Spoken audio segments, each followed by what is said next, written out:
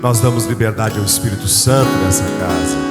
Aleluia. Bem-vindos a essa noite de céu na terra, em nome de Jesus. Você pode tomar o seu assento, por gentileza.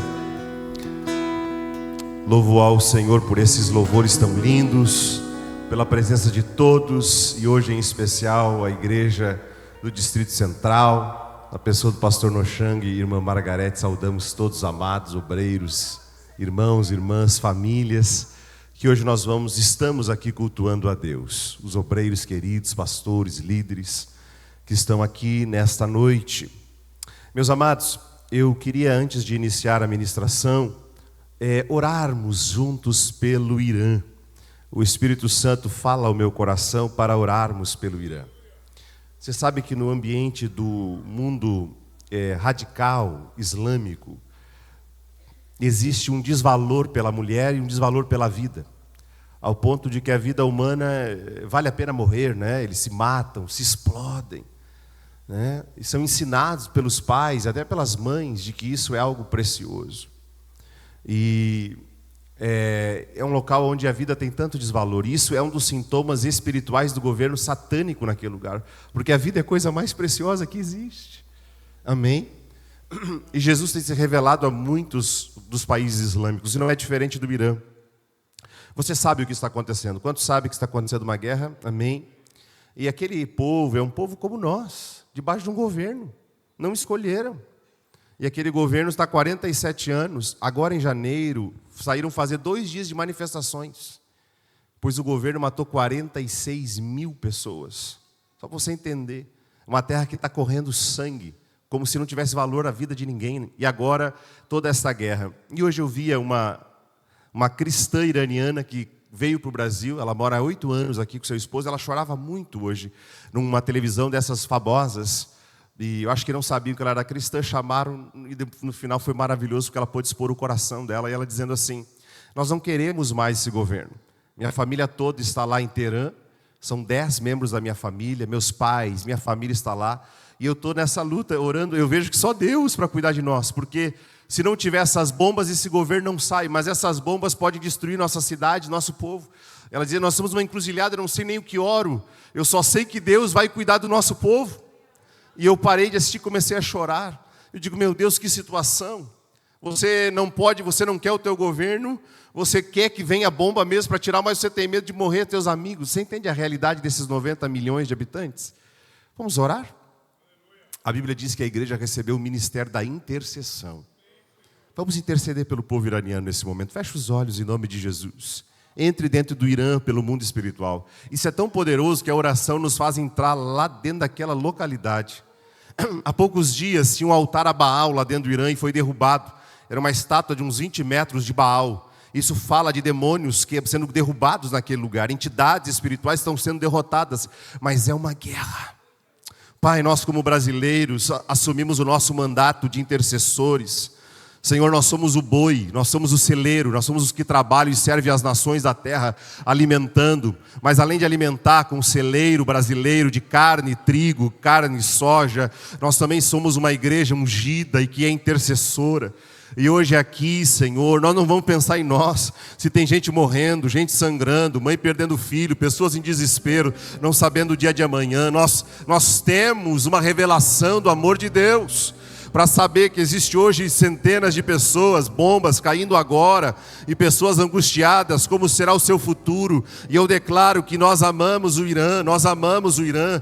Nós tiramos os nossos olhos do que o diabo fez à nação e olhamos o Irã pelos olhos de Deus. Foi lá que Esther foi rainha, foi lá que Mordecai foi primeiro-ministro, foi lá que tu falou com Ezequiel à beira do rio Quebar, foi lá. Por isso nós oramos por esta nação e pedimos a remissão. Sabemos que há cristãos e há outros que quando essa nação se abrir, Senhor, o evangelho vai entrar, talvez vai sair missionários até daqui, talvez até a gente apoie depois missionários no Irã.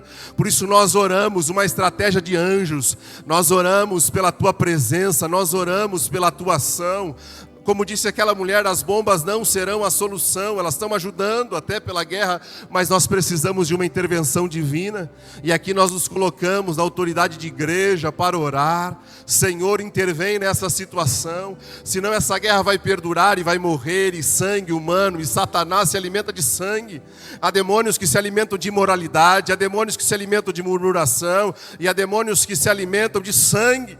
Senhor, e há uma festa nos infernos, quando jovens morrem, mulheres, crianças. Tu não és o Deus da guerra, Tu és o príncipe da paz. Por isso nós oramos, Pai, pelo Irã, e oramos por aqueles 90 milhões de habitantes e pedimos uma intervenção Tua. Senhor, nós oramos, e nós Te pedimos, Pai, desce naquela terra e opera em favor daquele povo e daqueles iranianos que Te conhecem e Te clamam, e aqueles que não Te conhecem, mas podem vir a Te conhecer. Em nome de Jesus, amém? Isso já é céu na terra, irmão. A Bíblia diz que o Espírito Santo está lá intercedendo por nós, com gemidos inexprimíveis. Também é um chamado da igreja, ser intercessora. Deus não colocou em nós o espírito de acusação dos irmãos, não. Deus colocou em nós o espírito de intercessão dos irmãos. Aleluia. Nós temos uma palavra do céu hoje aqui. E eu gostaria que você abrisse o livro de Atos dos Apóstolos, capítulo 2, e o verso de número 1. Atos dos Apóstolos, capítulo 2, e o verso de número 1. Eu estou um pouco gripado, talvez a gripe você note já na voz, está um pouco afônica. Estou medicado para vir pregar, e venho com alegria, venho com amor. Eu oro que o Espírito Santo, Ele me dê graça para entregar o que Ele colocou no nosso coração, de que é céu na terra, amém. Atos 2:1 diz: e era dia de Pentecostes, e quantos estavam reunidos? Quantos? Todos reunidos no mesmo lugar. E de repente veio do céu um som como de um vento impetuoso, veemente e impetuoso, e encheu toda a casa que estavam assentados. E foram vistas por eles línguas repartidas como de fogo, as quais pousaram sobre cada um deles. E quantos foram? Quantos? Foram cheios do Espírito Santo. E começaram a falar noutras línguas, conforme o Espírito lhes concedia que falassem. Em Jerusalém estavam habitando judeus, varões religiosos, de quantas nações?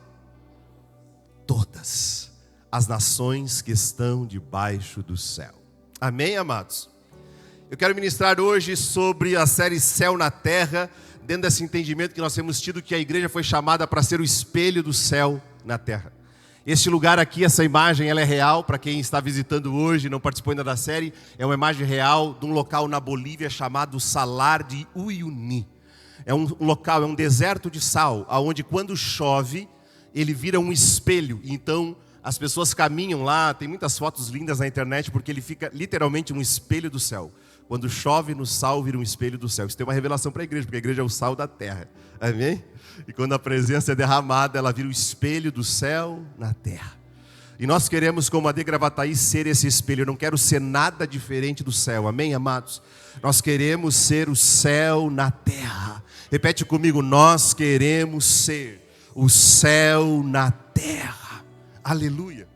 Então, amados, nós vemos ministrando algumas mensagens. A primeira mensagem foi sobre paternidade, porque lá no céu, na eternidade passada, existia um Deus Pai e um Deus Filho. Paternidade é um dos pilares da vida humana e da fé cristã. Eu não vou poder aprofundar, mas hoje temos que decidir sobre dois princípios: viver a paternidade de Deus, a orfandade de Satanás. O primeiro órfão é Satanás. Ele tinha um Deus, ele tinha um pai, mas ele escolheu: eu não quero viver debaixo do princípio de paternidade, eu quero viver em orfandade. E eu vou sair daqui, eu vou viver como um ímpio, e eu vou fundar minha própria igreja, com meus próprios demônios, longe do meu pai. Eu não posso voltar, mas até dá vontade de voltar para aquela mensagem tão poderosa que ela é. Então é uma decisão, não existe outros. Ou você está debaixo do princípio de paternidade de Deus, ou você está debaixo do princípio de orfandade de Satanás. É uma decisão que tem que ser tomada. E é tão forte você entender que existem igrejas, existem famílias e pessoas que têm pai, mas são órfãos. Eu preciso seguir. A segunda mensagem que nós ministramos foi sobre santidade. explicando que lá no céu, quando os anjos olham para o Pai, o que eles dizem? Santo, santo, santo. Quando Isaías chega e olha e encontra aquele Deus, o que há no céu é santidade. E a Bíblia diz que ninguém verá Deus sem santidade. Ninguém verá Deus sem santidade. Então veja, nós somos chamados para ser santos como Ele é santo. E nós estávamos ministrando de que quando Isaías vê essa santidade, ele já não era mais uma santidade básica para a salvação. Ele era um profeta, ele era um homem de Deus. Só faltava a boca. Só faltava santificar a boca, o resto já era santo. A mão era santo, o olho era santo, o olhar era santo, o ouvir era santo, o pé era santo. Ele era um profeta, a mão era santa, mas só faltava a boca. E nós aqui, debaixo da unção de Deus, viemos ministrando juntos o que ainda falta para que todo o nosso ministério flua. Porque ainda estávamos em Isaías 6, mas depois que o que faltava ser santificado foi, aí inicia o ministério dele de uma maneira diferente. Amém? O que falta ainda santificar na sua vida? Eu estou lutando por isso. E naquele culto Deus nos disse, fevereiro é mês de santificação e março será mês de derramamento. Aleluia. E agora nós estamos abrindo o dia do derramamento. Chegamos no dia do derramamento. Uau, o céu vai derramar. Agora pega. Como é que inicia? Cumprindo-se o dia de Pentecostes. Já é Pentecostes. Já é Pentecostes. Já é. O que está acontecendo? Estavam todos reunidos. Amados, era dia de Pentecostes. E a primeira coisa que acontece no dia de Pentecostes não é fogo. A primeira coisa que acontece no dia de Pentecostes é unidade. A primeira coisa que acontece no dia... Já é Pentecostes, pastor Antônio.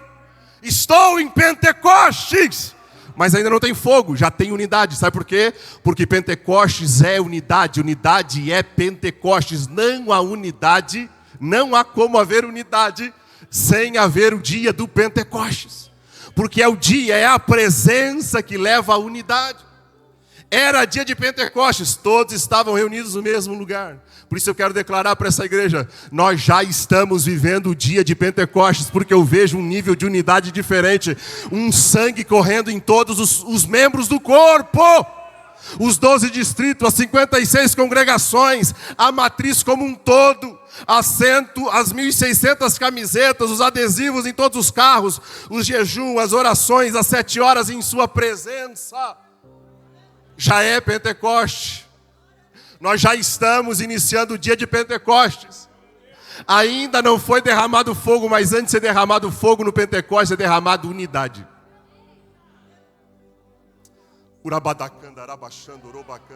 Porque não é um fogo para mim, é um fogo para todos. O fogo é para todos, o Espírito é para todos, a unção é para todos que estavam reunidos, não eram os que estavam divididos, eram os que estavam reunidos, foram cheios do Espírito Santo. Já é dia de Pentecostes em Gravataí, você consegue sentir o Pentecoste através do amor que você sente pelos seus irmãos. Já é dia de Pentecostes, e era dia de Pentecostes, e todos estavam reunidos. Não tinha fogo, mas já tinha unidade. E eu quero dizer que eu estou crendo com convicção que vai vir fogo, pelo que Deus está gerando de unidade, de reconciliação, de perdão, do que Deus está fazendo no coração do povo de Gravataí, dos distritos, da matriz. O que Deus está fazendo. O dia de Pentecostes não inicia com fogo, o dia de Pentecostes inicia com unidade. Unidade é o recipiente do avivamento. Unidade é o recipiente do avivamento. Se esse copo tivesse rachado no meio, dividido em 2, divisão, eu colocaria água aqui? Não. Unidade é o recipiente do avivamento. Unidade atrai a presença. Estavam reunidos, esperando, mas estavam reunidos. Percebe que primeiro é reunido e depois vem o avivamento, mas já é dia de Pentecostes? Já é dia de Pentecostes em Gravataí. Você pode dizer para a pessoa do lado: já é dia de Pentecostes em Gravataí.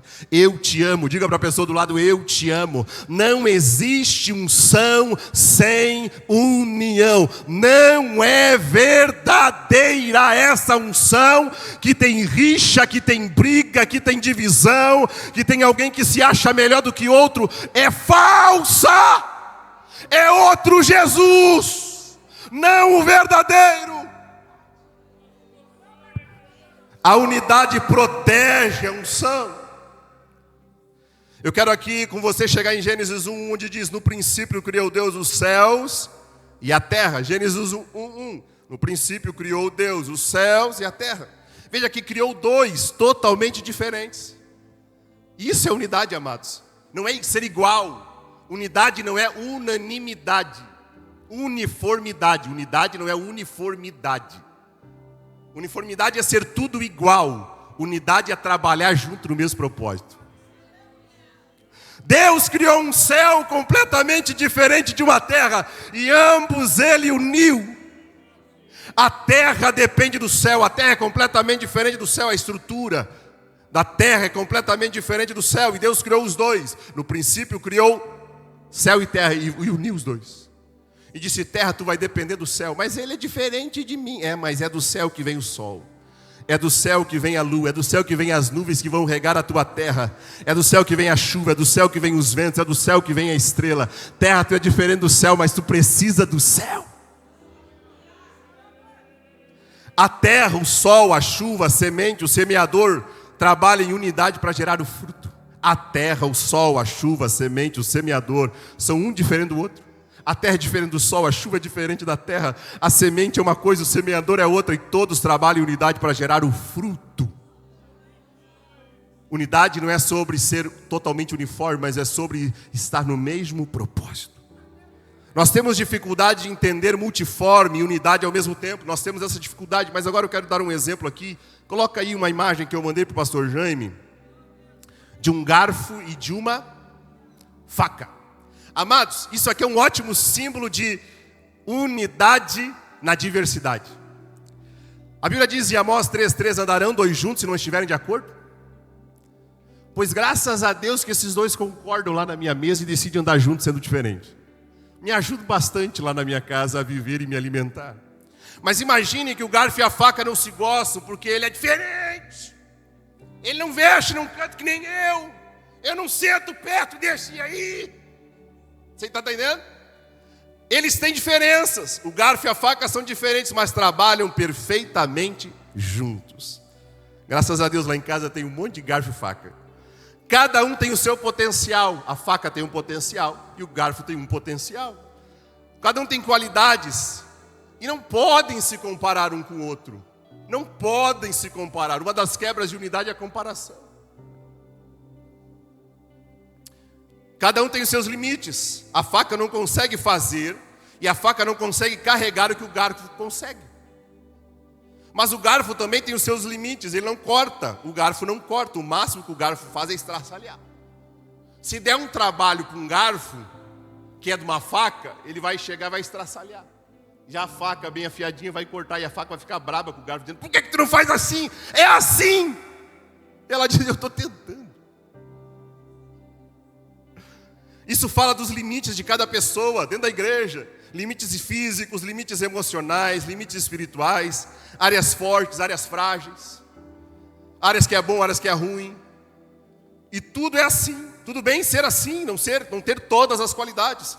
É por isso que nós precisamos da unidade, que nós somos mais fortes juntos. Cada um tem a sua vontade, a vontade da faca, a vontade do garfo. O garfo precisa respeitar a vontade da faca. A vontade da faca é sempre cortar. A faca enxerga uma folha e diz: vou cortar. A faca enxerga uma carne e vou cortar. A vontade da faca é cortar. E dependendo do ministério que alguém carrega na igreja, se é ensino, se é música, se é evangelismo, se é o que for, a pessoa enxerga pela lente dela. O garfo precisa respeitar a vontade da faca de cortar, e a faca precisa respeitar a vontade do garfo de carregar. Aí vem o garfo: não, vamos carregar com todo carinho. Não, vamos cortar. Percebe a diferença da percepção? Os dois são essenciais.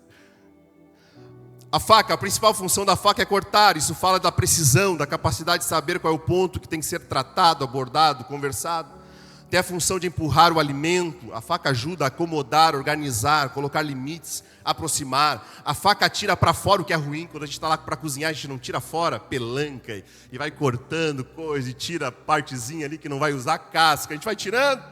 A faca, ela tira, ela corta, ela vê o que está estragado, ela vai tirando o impuro, que não faz, que não vai ser nutritivo. Imagina uma faca que diz: eu não preciso do garfo.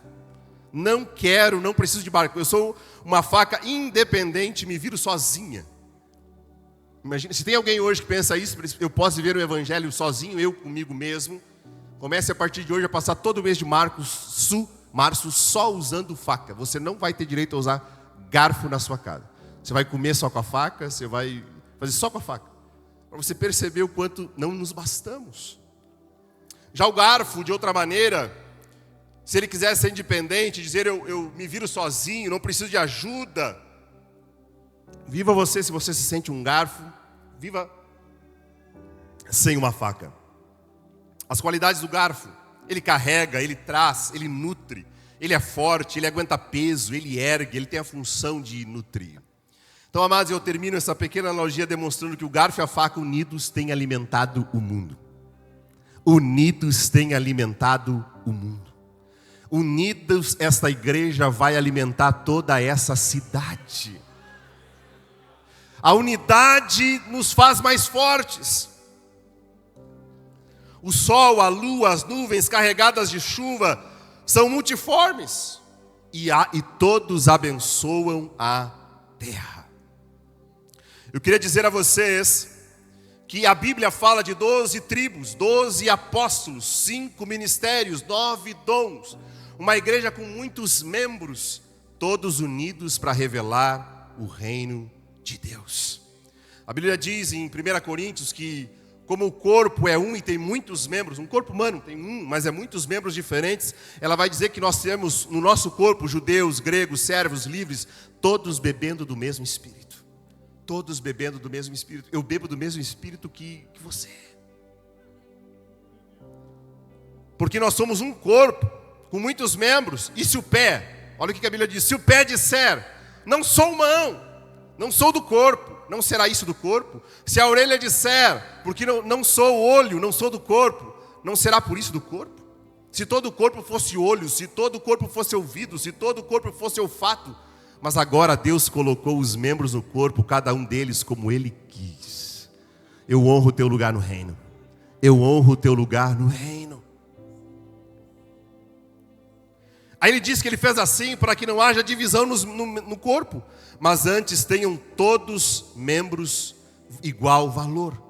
De maneira que se um membro padece, todos os membros padecem com ele. Se um membro é honrado, todos os membros regozijam com ele. Ora, vós sois o corpo de Cristo e membros seus em particular. Eu agora vivi essa experiência de quebrar o pé, né? Lá no mês de dezembro, e como as minhas mãos trabalharam pelo meu pé. Como eu não podia pisar, então eu ficava assim, apoiando em duas muletinhas. E as minhas mãos ficaram com calos. Minhas mãos com calos para o meu pé sarar. Aleluia. Tem partes do corpo pagando preço para outras partes curarem. Tem partes do corpo jejuando para outras serem edificadas. Você está entendendo o que é um corpo? O que é um corpo? Tem gente de madrugada orando por gente que está dormindo. Tem parte do corpo pagando preço para que o outro cure, para que o outro restaure, para que o outro cresça, para que o outro edifique. Aleluia. Eu nunca murmurei do pé. Eu dizia: pé, eu sei que está doendo. Eu via aqui no tudo inchado. Eu dizia: fica tranquilo, nós estamos cuidando de ti. Nós estamos cuidando de você. O outro pé eu dizia: tu aguenta. Porque era sozinho, aguentando todo o peso. Comecei a sentir dor no joelho, nesse joelho. E minhas mãos fazendo força até ele se curar. E agora ele está bonzinho, olha aqui, ó. Voltou ativa. Todo o meu corpo cuidou desse pé. Isto é unidade. Unidade não é só o que eu faço, é o que eu sinto. Unidade não é só o que eu faço. Gosto de você. Sois bem-vindo. Não, é o que eu sinto. Por isso eu tenho orado e oro por você hoje. Quero que você ore nessa noite de céu na terra. Nós precisamos que o Pai derrame amor dentro do nosso coração. Amor verdadeiro, de unidade verdadeira. Verdadeira. Gênesis 1:26 diz, e disse Deus: façamos. Façamos. Você percebe que não é eu vou fazer, é nós vamos fazer? Observe que unidade é a identidade do céu. Unidade é a identidade de Deus. Unidade é a identidade de Deus. Se nós queremos ser espelho do céu na terra, nós somos convidados a viver em unidade. O homem foi feito pelas mãos unidas da Trindade. O homem foi feito pelas mãos unidas da Trindade, a feitura do homem. Nós somos feitos pela Trindade unida. A Bíblia diz em Gênesis 1:27, criou Deus o homem à sua imagem o criou. Criou o homem, mas criou macho e fêmea. Percebe que Deus criou dois diferentes para ser um? Deus criou dois diferentes para ser um. Eu estou aqui para desmontar a mentalidade de que unidade é uniformidade. O próprio Deus criou, primeira coisa, Gênesis 1:1, criou o céu e a terra, dois diferentes. Depois vai criar o ser humano, criou Deus, o homem, uma raça, dois diferentes, homem e mulher. Um homem e uma mulher unidos geram um filho. Deus dizia para mim, filho, a unidade gera vida. Só quando os dois diferentes se unem é que gera vida. A vida humana, você nasceu, eu nasci, porque dois diferentes, um homem e uma mulher, se amaram, se uniram, se deram em casamento e gerou vida. Nós não vamos viver o nível de vida, o nível de manifestações espirituais, o nível de vida no casamento, o nível de vida de felicidade, o nível de vida espiritual, se não for gerado da unidade. O nível de vida que vai ser gerado está ligado ao nível de unidade que nós vivemos. Muitas pessoas procuram pastores e digam, eu tenho e minha esposa uma vida horrível. Mas quando alguém diz, eu e a minha esposa temos uma vida maravilhosa, certamente estão falando do nível de unidade que aquele casal está desfrutando. Aleluia. Quando nós dizemos vida da igreja, nós queremos que essa igreja aqui tenha vida. E a vida parte da unidade. A Bíblia diz, em Lucas 3:21, e aconteceu que como se batizando Jesus, o céu se abriu. O Espírito desceu sobre ele em forma de uma pomba e ouviu-se uma voz do céu. Olha o céu, olha o céu, olha o céu. Percebe o céu vindo? Céu em unidade. Céu em unidade, o céu concordando com o batismo. O céu concordando com o batismo. E olha todo mundo vindo. O Filho em corpo humano, o Espírito em forma de pomba, o Pai com a sua voz. Deus, Filho batizando, Deus Espírito descendo sobre o Filho, e Deus Pai declarando o seu amor e dizendo, este é o meu Filho amado, em quem me compraz. O reino do céu é um reino de unidade. Se nós formos ser o espelho do céu, nós precisamos ser uma igreja de unidade. O céu é unidade na diversidade. Quando nós olhamos para Apocalipse, nós vemos 24 anciões, 4 seres viventes, um com semblante de águia, outro semelhante a um leão, outro semelhante a um boi, outro semelhante a um homem. São 6 asas, todos eles estão em volta do trono de Deus. Cada um é diferente do outro, percebe? E todos eles olhando para o mesmo Deus. Olhando para o mesmo Deus e declarando a mesma coisa. Santo, santo, santo, santo. Amados, eu gostaria de declarar isso, não está toda a igreja, mas que todos esses 12 distritos que nos compõem enquanto corpo, igreja, Assembleia de Deus de Gravataí, a gente nas nossas multiformes belezas e glórias, como são esses 4 seres viventes, a gente consiga todos estar olhando para o mesmo Deus e declarando a mesma coisa, sentindo a mesma coisa. O céu é unidade na diversidade. São 24 anciões, 4 seres viventes, anjos, arcanjos, serafins, querubins. E daqui a pouco vai chegar a igreja com brasileiro, chinês, europeu, africano, australiano, paquistanês, árabe. Vai chegar uma igreja lá, multiforme.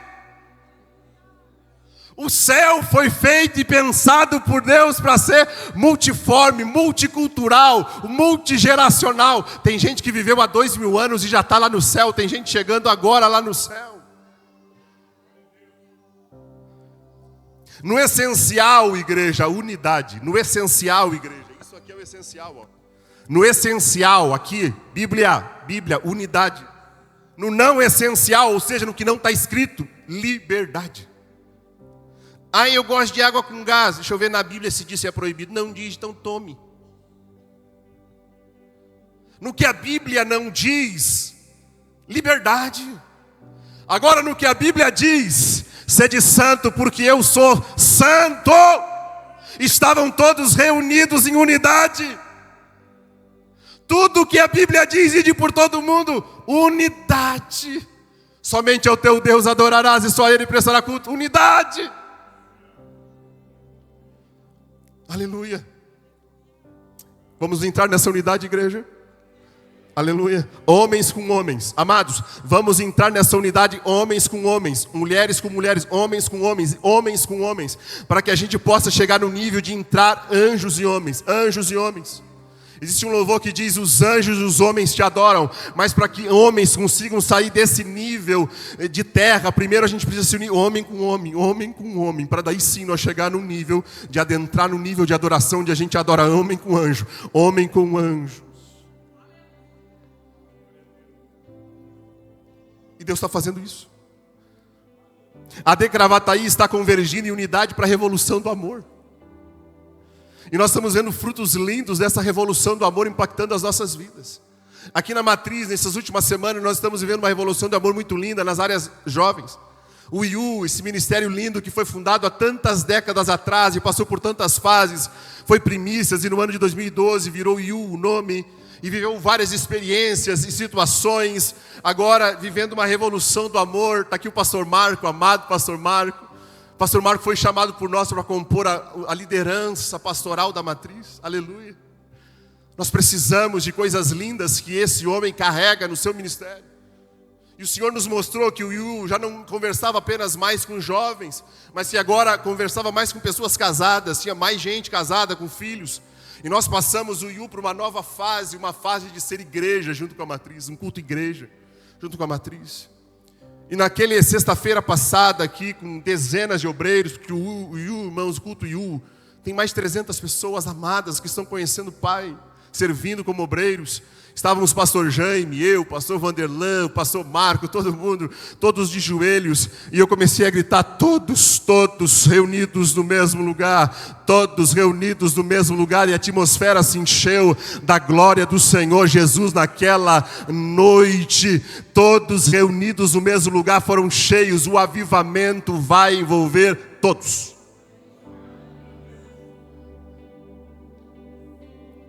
A AD Gravataí converge em humildade, porque irmão, não tem unidade sem humildade. Eu preciso reconhecer o outro como superior, o outro como precioso, o outro como meu irmão. A AD Gravataí converge na revolução do amor, para a dependência total de Deus, para o perdão do que já se passou. Não, o Pedro não vai entrar porque um dia o Pedro pegou e mentiu. Pedro não vai entrar nessa reunião. Pois foi logo o Pedro que saiu pregando e ganhou 3.000 almas, irmão. Essa é a casa de reconciliação. Essa é a casa de perdão, de amor, de graça. E é nessa unidade que nós estamos no dia de Pentecostes. Nós estamos no dia de Pentecostes. E o Pedro está presente, o João está presente, o Tomé está presente. Ou tu nunca teve tuas misérias? O Pentecoste é para todos. Unidade na diversidade. Atos dos Apóstolos 4:2. 4:7. Olha só, Atos 2:7. Olha que coisa linda. todos reunidos, todos cheios. Amém? Agora, verso 7 inicia com e todos se pasmavam e se maravilhavam, dizendo uns aos outros. Isso aqui é a cidade, tá? Isso aqui é a cidade. Isso aqui é a cidade. Isso aqui é a cidade. Isso aqui é a cidade.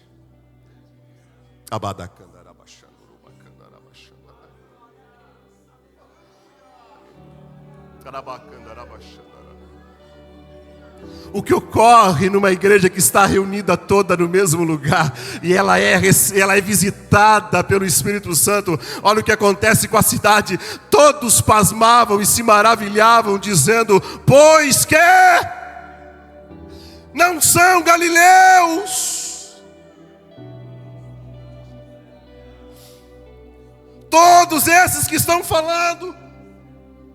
Como, pois, ouvimos cada um na nossa própria língua. Olha o nível de unidade que Deus gerou de tal maneira que o idioma virou um só. Era tanto o ambiente de unidade. O avivamento carrega tanta unidade que todo mundo entende o céu. O avivamento é tanta unidade que todo mundo entende o céu. Todo mundo, eu não acho que alguém não está entendendo o que é avivamento.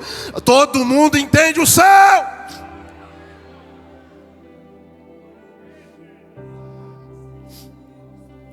Como, pois, estamos cada um ouvindo na nossa própria língua? Nós somos pardos. Olha a quantidade. Olha o Deus de unidade da diversidade. O Deus que está puxando as nações, dizendo: eu te quero, eu te quero, eu te quero, eu te quero, eu te quero, eu te quero. Carabacandará. Nós somos medos, nós somos pardos, nós somos elamitas. Nós habitamos a Mesopotâmia. A Mesopotâmia é a região do Irã. Nós somos da Mesopotâmia, e Judéia, e Capadócia, e Ponto, e Ásia, e Frígia, e Panfilha, e Egito, e partes da Líbia, junto a Cirene. Nós somos forasteiros, nós somos cretenses, nós somos árabes. Todos estamos ouvindo na nossa própria língua as grandezas de Deus. E esse dia começou com a unidade. Eu quero que a marca dessa igreja seja a unidade. Eu quero que a marca dessa igreja seja a unidade, porque certamente é o recipiente certo do avivamento. Avivamento não é o fogo que fica restrito para 120. É o fogo que espalha para a ponta, para a Ásia, para a Frígia, para a Panfilha, para o Egito, para a Líbia. Avivamento não é um fogo que permanece restrito a 120, mas que espalha.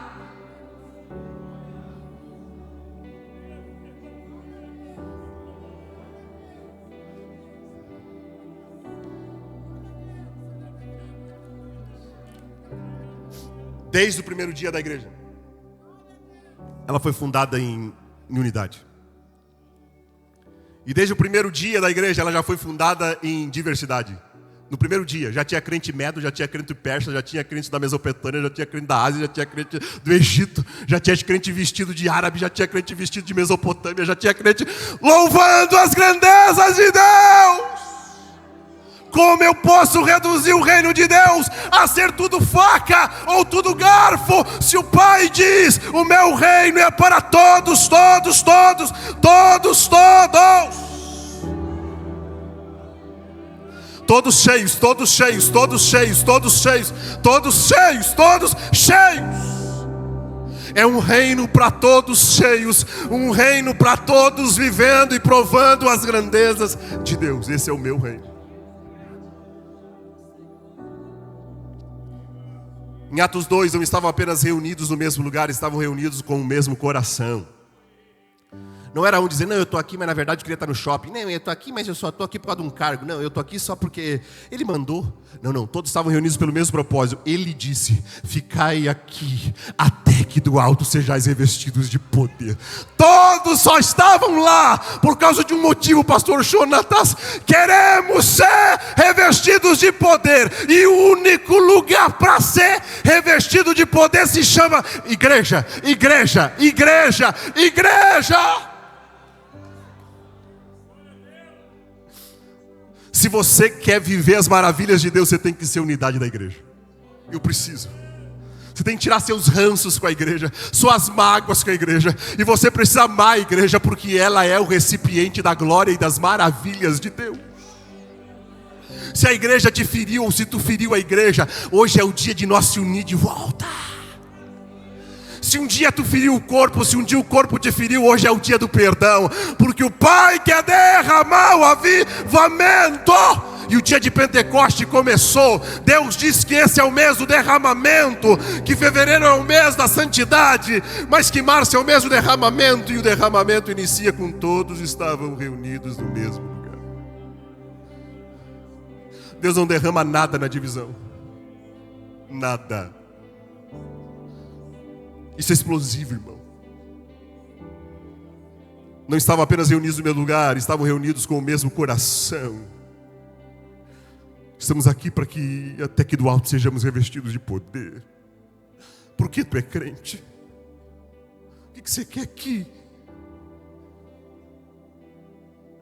Eles não estavam só reunidos no mesmo lugar, eles estavam reunidos com o mesmo propósito.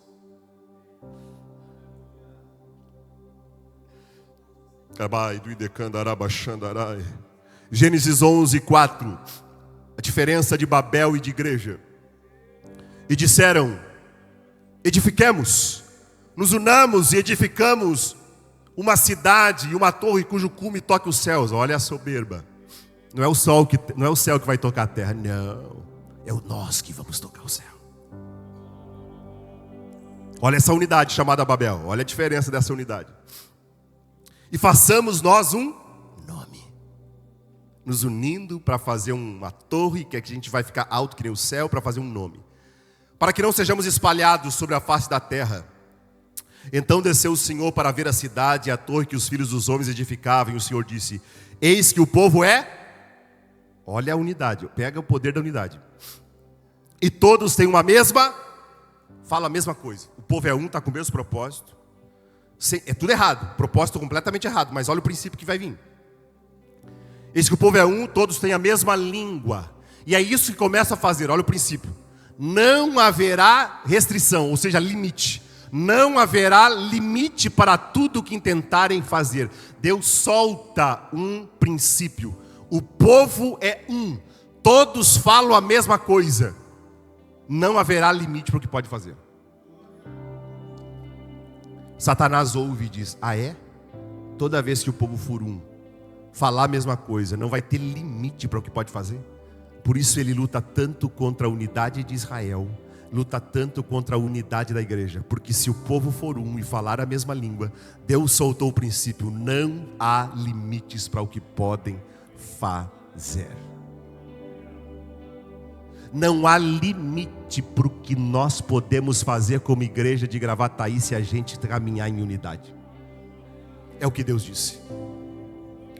Agora olha o que Deus vai dizer para desfazer a unidade. E aí Satanás também está anotando ali. Tá, então para mim quebrar a unidade, entendi, se eles forem um, tá, então não posso deixar. Aí ele está anotando porque ele está ouvindo. Agora olha só, o 7. Desçamos e confundamos a sua língua. Cada um fala uma coisa completamente diferente. Por isso que a camisa Revolução do Amor ela é tão importante. Todo mundo falando a mesma coisa. Todo mundo falando a mesma coisa. Todo mundo falando a mesma coisa. Olha Deus dando o princípio para quebrar a unidade e desfazer com projetos. Deus fazendo. Desçamos e confundamos a sua língua, para que não se entendam. Assim o Senhor espalhou sobre a face da terra e cessaram de edificar, por isso se chamou o nome de Babel. Porque ali confundiu o Senhor a língua de toda a terra e os espalhou o Senhor por toda a face da terra. E o diabo vem. Então para mim parar projeto, eu tenho que fazer as pessoas divergirem. Então amados, hoje aqui é um princípio de Deus para a tua casa. Amados, aqui é um princípio de Deus para a tua empresa, é um princípio de Deus para o teu ministério, é um princípio de Deus para a sua vida. Mas olha só, sobre Babel e igreja. Babel é a unidade que Deus destrói. Deus desce e vê, essa unidade está baseada num projeto contra mim. Babel é a unidade que Deus destrói. Igreja é a unidade que Deus edifica. Babel é o homem se unindo para construir contra Deus. Atos 2 é Deus descendo para unir. Babel é o homem se unindo para construir contra Deus. Atos é Deus descendo para unir os homens para gerar a igreja. Babel é homens unidos para construir contra Deus. Igreja é Deus unindo os homens, unindo as línguas para gerar o reino de Deus. Em Babel, Deus separa os idiomas. Ali Deus separa os idiomas. E todos se desentendem. Isso é Babel. Deus separa os idiomas e todos se desentendem. Em Atos, Deus une os idiomas e todos se entendem no Espírito. Você pega a diferença de uma da outra? Babel, Deus racha para não se entender. Igreja, Ele une todos os povos para se entender em Cristo. Babel construindo contra Deus, de baixo para cima. Igreja construída a partir de Deus, de cima para baixo. Jesus descendo, Espírito descendo. Se não for em Cristo, Deus destrói. Amados, isso aqui é muito importante. Se não for em Cristo, Deus destrói. Eu não quero, e declaro isso no mundo espiritual, e a diretoria concorda, e você também. Nós não queremos construir nada nesta igreja que Deus vai destruir depois. Eles levaram anos construindo, e quando Deus visitou e foi sondar o coração, aquilo não era nada agradável a Deus, era uma unidade que Deus destruiu. Não queremos construir nada que Deus vai destruir depois. Passar anos fazendo algo que Deus vai contra. Que quando Ele vier sondar as motivações vai destruir. Babel é plano de homens, igreja é plano de Deus. Babel é rebeldia dos homens, igreja é reconciliação de Deus com os homens. Babel é soberba e altivez, igreja é humildade e sujeição dos homens a Deus. Babel é disputas e glórias humanas, igreja é unidade que glorifica a Deus.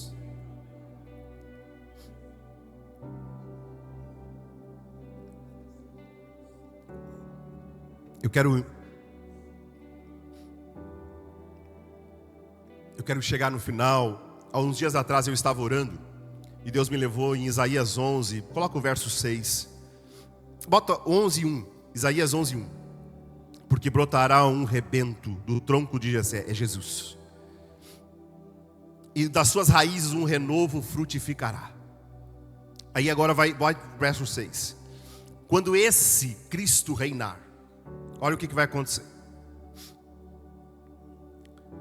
E morará o lobo com o cordeiro. Ele vai transformar a natureza. E morará o lobo com o cordeiro, e o leopardo com o cabrito se deitará.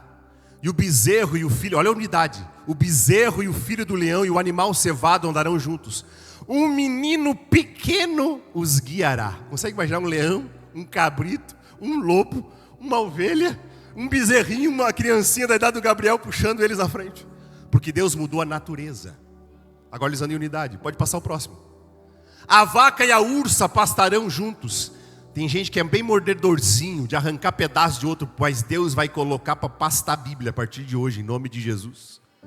Seus filhos se deitarão juntos. Olha aí, a vaca e a ursa vão se deitar, os filhos juntos. O leão comerá palha. Leões, pessoas iradas, difíceis, briguentas, vão comer palha, porque o Espírito Santo vai transformar. Esse aqui é o rebento de Davi. E brincará a criança de peito. Irmão, uma criança de peito, tem uns bebezinhos aqui na igreja. Uma criança de peito vai brincar. Isso aqui está falando de milênio, isso daqui está falando do reino eterno. Mas nós vamos chegar onde é que Jesus falou para mim, sobre nós aqui, sobre essa igreja. E brincará a criança de peito sobre a toca da áspide, ou seja, da cobra. Uma cobra vai estar passando e a criancinha vai botar a mão e a cobra já não tem mais veneno. Percebe Deus o reino envolvendo unidade? E a desmamada colocará a sua mão na cova do basilisco. Pode passar o próximo. Não se haverá mal nenhum algum em todo o monte meu monte santo, porque a terra se encherá do conhecimento do Senhor, como as águas cobrem o mar. Eu estava lendo essa palavra e eu me ajoelhei no meu quarto dizendo: uau, vai ser incrível quando tu reinar. Porque isso aqui está falando do reino eterno. E quando eu me dobrei no chão da minha casa, do meu quarto, para adorar pelo aquilo que nós vamos viver, por aquilo que a gente vai viver. Urabacanda, Arabachanda. Porque isso que vai acontecer, irmão, por essa restauração que vai acontecer tão linda. Quando eu dobrei os meus joelhos no chão, e eu tenho até o dia, era 6:07 da tarde, quando ele me deu, me parece que era 11/2 me parece, ou 2/2 agora de fevereiro. Quando eu dobrei o joelho no chão para adorar, ele veio e disse assim, ele disse no meu coração, e eu estou, esse foi o termo, implantando, isso fala de plantar. Eu estou implantando isso na igreja de Gravataí. E eu estou vendo isso acontecer. E eu libero esse nível de unção. Eu libero esse nível de segurança até para as crianças. Você percebe que é seguro até para as crianças? Você percebe? Ele me disse, eu estou implantando esse nível de unidade nessa igreja. E eu adoro porque Ele é bom. Ele está implantando.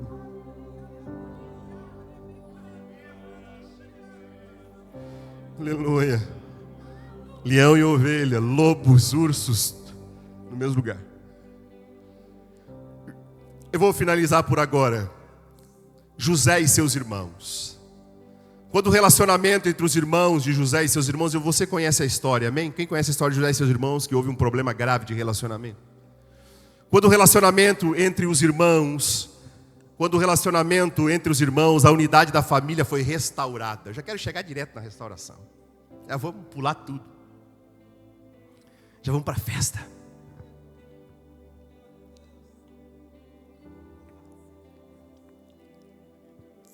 Quando a unidade da família foi restaurada pelo perdão e pela reconciliação, voltaram a sentar juntos à mesa.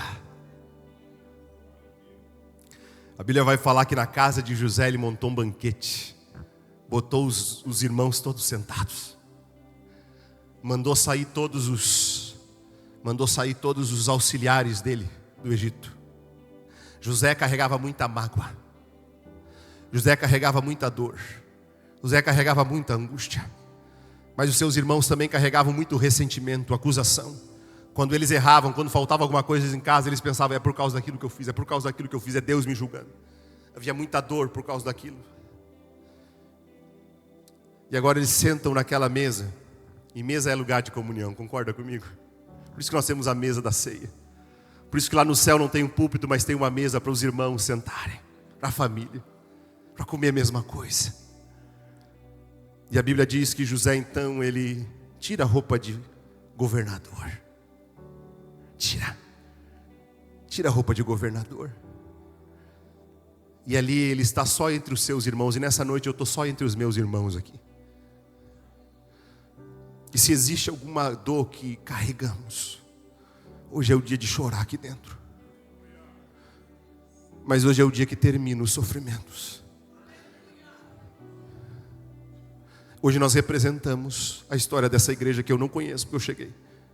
Mas Deus sabe o que aconteceu há 20 anos, como aconteceu com José, já fazia quase 20 anos. Mas tempo não apaga a dor, ferida, angústia, perdão apaga. A Bíblia diz que José chorava tão alto, quando ele se revelou para os seus irmãos, que se ouviam nos palácios que estavam dos outros lados da rua, 100 metros. Os seus irmãos ficaram apavorados, se jogaram no chão pensando, vai nos matar.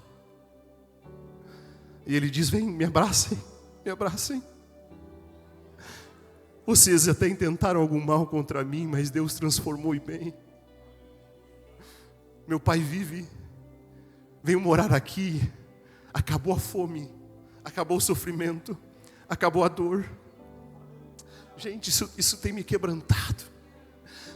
Quando chega a unidade, termina a fome. Quando chega a unidade, termina a dor.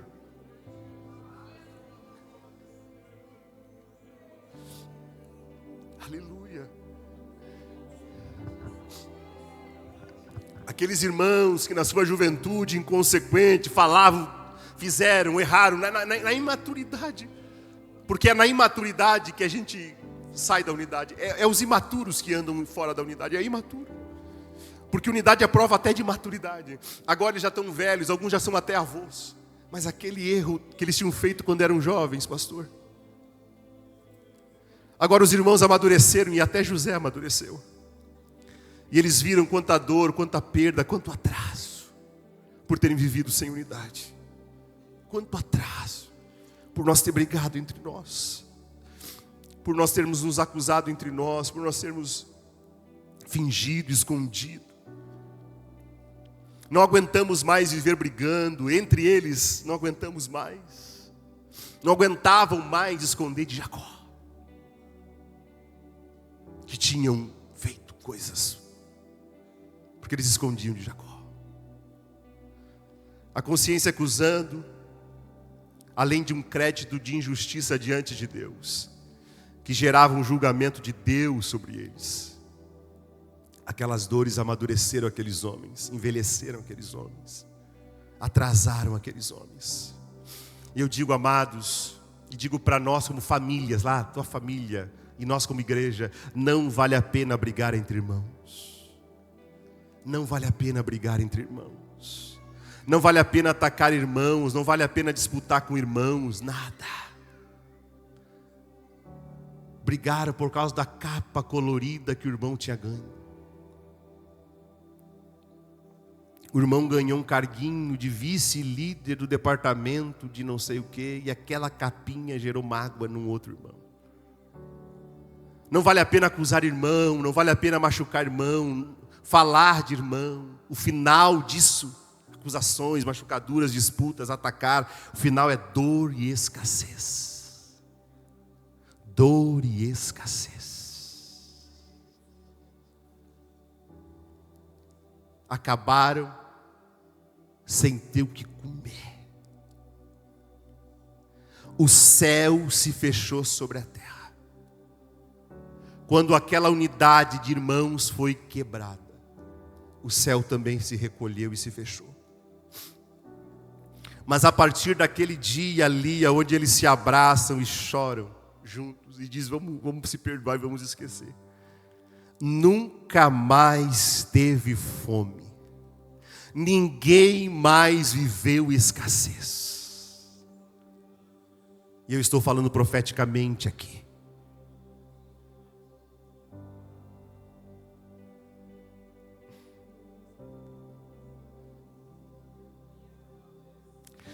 Toda a família teve abundância.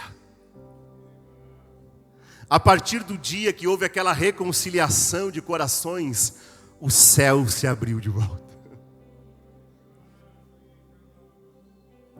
Deus não abençoa a divergência, Ele abençoa a convergência, Ele abençoa a unidade. Salmo 133, 1. Por favor, põe na tela, eu quero que você coma essa palavra como mel para a sua boca.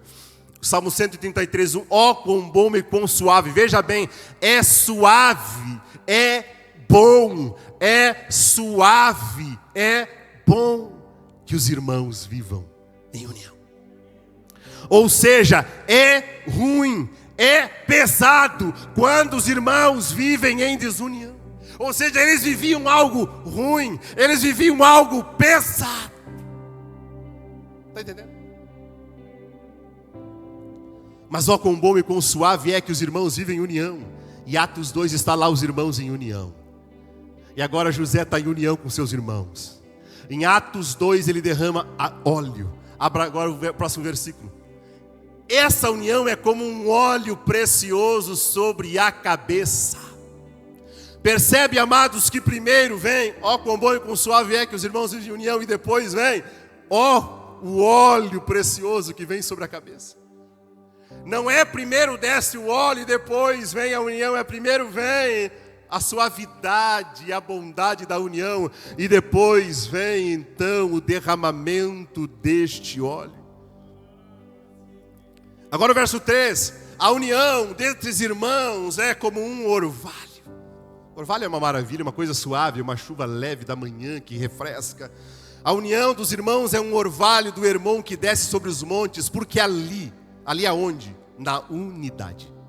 O Senhor ordena a bênção e a vida para sempre. A partir daquele dia, José manda os seus irmãos morarem em Gósen, a região mais rica do Egito, morando na região do delta do Nilo, a região mais próspera. E lá há tanta prosperidade que de um homem eles viram tribos, de um homem eles viram tribos. E no primeiro dia que eu estava reunido aqui, pastor Jame, com todos os 12 distritos, o Senhor me disse a mim, antes de eu assumir, você é Jacó. Você é Jacó. Você está indo para uma igreja que tem muitos filhos. Tem filhos de muitos jeitos. Tem filhos que são culturalmente diferentes. Tem filho de um jeito, tem filho de outro. Tem filho mais radical, mais liberal. Tem filho que veste assim, que veste achado, que tem essa cultura. Tem filho que é tipo Zebulon, que está no mar. Tem filho que é tipo Judá, que está no deserto. Tem filho que é tipo Levi, que é sacerdotal. Tem filho que é mais guerreiro. Tem filho que é tipo Efraim, que está nas montanhas. Tem vários tipos de filho, mas todos são filhos de Jacó. Vocês lembram disso, obreiros? E eu lembro que eu liberei uma palavra, que os filhos se tornariam tribos. Ou seja, crescimento. E o crescimento acontece agora. Porque ali eles mal tinham para comer, eles, para sobreviver, eles. Mas agora na unidade eles vão morar no delta. Eles vão morar numa região de fartura ao ponto que eles chegam a se tornar milhões. A restauração da unidade trouxe a família. A restauração da unidade trouxe perdão e reconciliação, alegria, paz e liberdade. Eles, os filhos de Jacó, aqueles moços, saíram da escassez para a fartura. Acabou a fome. Houve crescimento. E por mais de 800 anos, aqueles filhos de Jacó viveram em unidade. Seremos muito maiores se estivermos unidos. Amados, sem convergência, sem unidade, fome e escassez. Em unidade, convergência, provisão, proteção, futuro, abundância, prosperidade. Uma pena que hoje não estamos com toda a igreja, porque essa é uma decisão que todas as 12 tribos, os 12 distritos deveriam estar juntos aqui. Abrir mão dos nossos direitos. Porque José tinha direito de dizer, eu tenho direito de acusar vocês, de prender vocês. Tinha direito, mas eu abro mão dos meus direitos para viver em unidade e para viver o avivamento. Mas aqui hoje eu queria que a gente representasse toda essa igreja de Gravataí. Finalizando, Mateus 21, 43. Portanto vos digo que o reino de Deus vos será tirado. Tirado de quem? Dos judeus. E será entregue para a igreja. Para quantos povos? Quantos povos? Está em outra versão. Uma nação, um povo, uma nação. Que dê os seus respectivos frutos. Deus entregou o reino não para um monte de povo, para um povo. Por isso você não faz parte do distrito X, Y, Z, do culto A, B ou C, ou da matriz. Você faz parte do reino do Filho do seu amor. Você congrega nesse lugar e tem um pastor, mas você faz parte da de Gravataí. E no dia que o teu pezinho quebrar, as mãos vão calejar para te manter de pé. E no dia que tu tiver fome, tem uma mesa farta. Aleluia. E o azeite não é para minha cabeça, o azeite é para a cabeça de todos. Um povo que dê os respectivos frutos. É tempo de unidade, para que possamos viver prosperidade. Sem unidade, trava a prosperidade. Fique de pé em nome de Jesus.